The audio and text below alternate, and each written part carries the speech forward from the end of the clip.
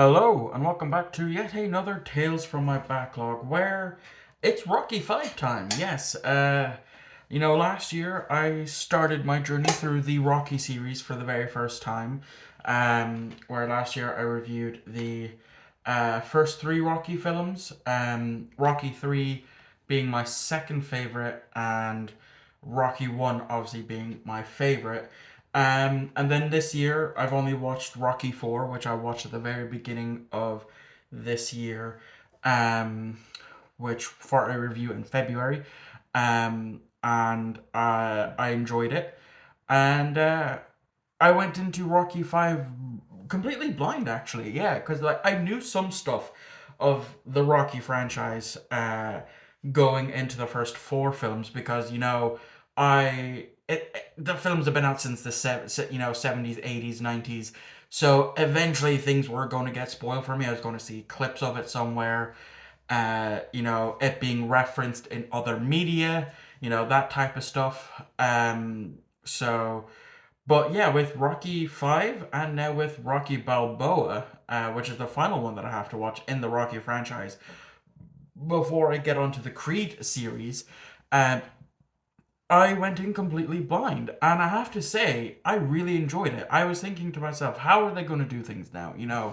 After, Rocky's fight with Dragoff in the last film, how are things going to do? Who was he going to fight this time?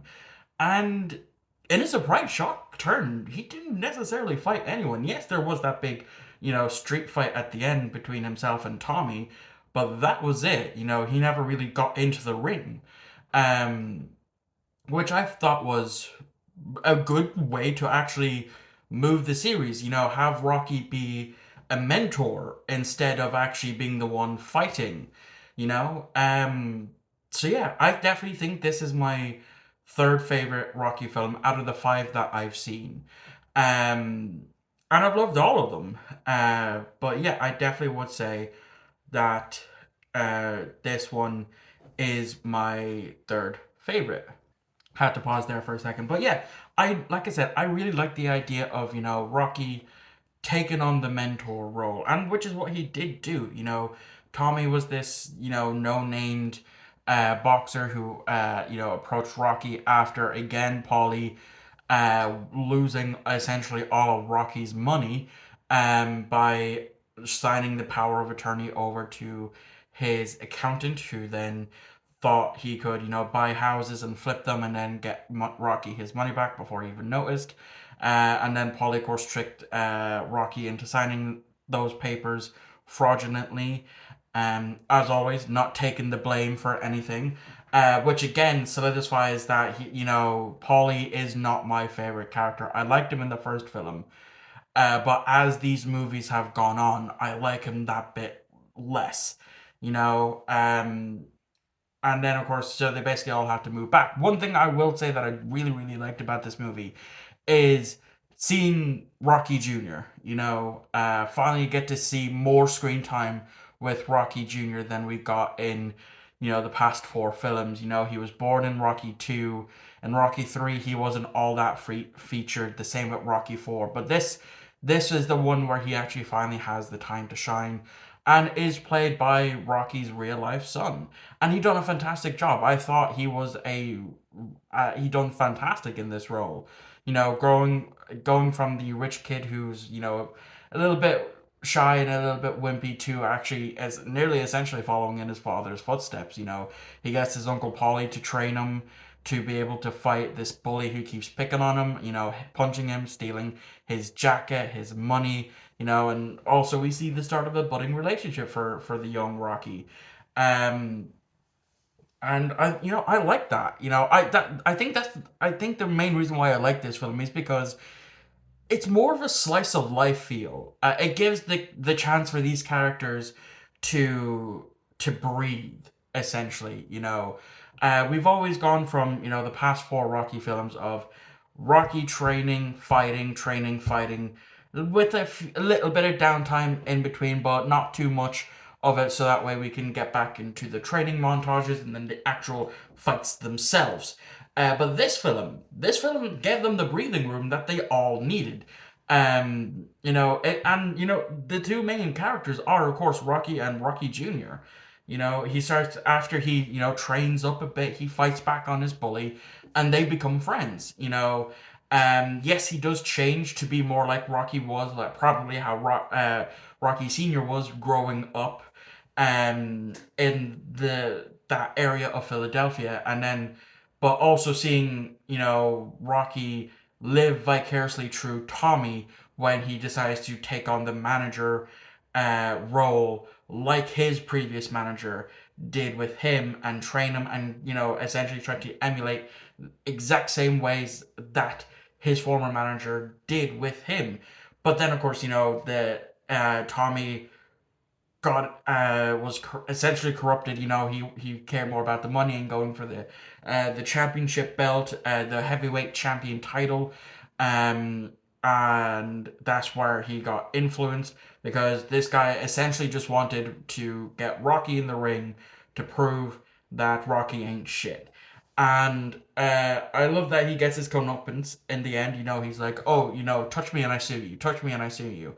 And Rocky essentially just fucking knocks him out, and he's like, sue me for what? I ain't got nothing. And I really like that. I was praying at the end for him to get his ass handed to him. But yeah, Tommy, I definitely do like him. Um, but not up until the point where he starts to go down the greedy route. Only caring about the money, only caring about the fame, to the point where he is essentially, because Rocky was there with him, training him, bringing him up, is stuck in Rocky's shadow. And as Adrian and a lot of people pointed out, Tommy doesn't have the same heart that Rocky does. Whenever Rocky would fight, it's with his heart, and that's what Adrian doesn't have. And that's why he's always referred to as like a robot type of stuff. And the street brawl at the end of the film, because I was like, after he became champion, and I looked, and I was like, there's less than 20 minutes left. How is this going to play out? How are they going to get Rocky into the ring and fight within 20 minutes? Usually this is where after trying to convince him to do the fight, this is where a massive training montage would happen.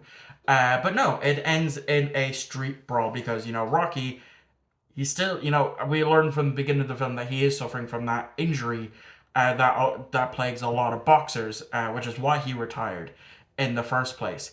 And he just like, I'm not going to step into the ring. If you want a ring, the ring's outside, and convinces him to do obviously a street brawl. And Tommy just can't stay down. He constantly gets back up, and but eventually, it's Rocky. He's going to win. So yeah, like I said, I really enjoyed this film. I definitely think it is my third favorite of the films, because again, it brought in that slice of life aspect to it, allowed these characters to grow and breathe, which is essentially what they need to do. Should have done earlier, not 5 movies in, but I still like it. I still like it, and obviously, at some point for the rest of this year, I will at some point this year, I will of course watch Balboa, which will bring a tail end to the Rocky series.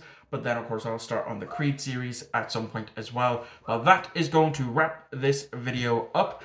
And the next video will be, of course, on Friday, which will be another classic Doctor Who review, because I'm looking here at my schedule for June.